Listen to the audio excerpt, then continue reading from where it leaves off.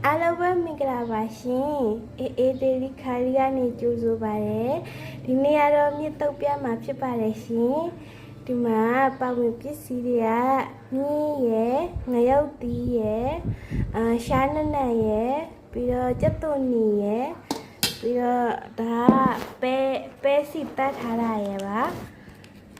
အခုအကျက်မုတ်လည်းပါပါတယ်ပဲအကျက်မုတ်လည်းပါပါတယ်အခုအမေတုတ်ပြပါမယ်ကိုကတော့နောက်ခါစကားပြောလေးပေါ့ဒ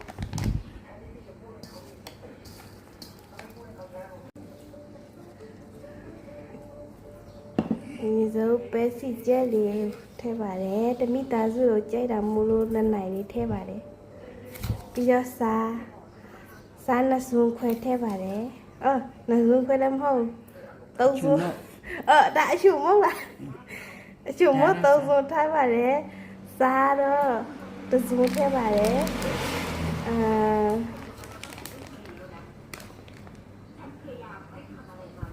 ပြီးတော့ပဲအကျက်မုတ်ထည့်ပါတယ်ပဲအကျက်မုတ်လည်းကြိုက်တာမို့လို့ခဏနိုင်လေးထည့်တယ်နော်ဒီများလေးလည်းချဲလို့စစ်ပို့တပေါ်နဲ့တော့ပေါ့ကိုဘလောက်ကြိုက်လဲကြိုက်တော့ထည့်ကိုရတော့အများကြီးထည့်တယ်ကိုရအများကြီးကြိုက်လို့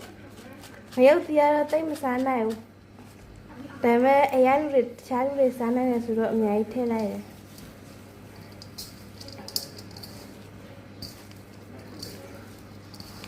တုံးပါတယ်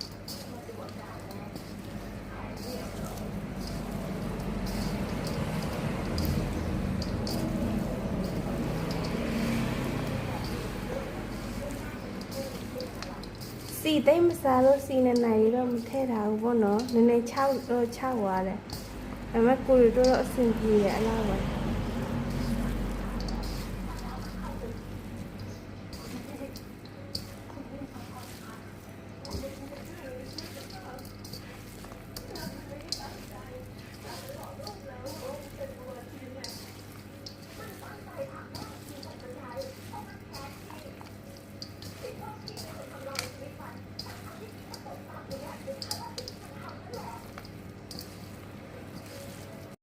ငါပြရည်လေးလည်းထည့်ပါမယ်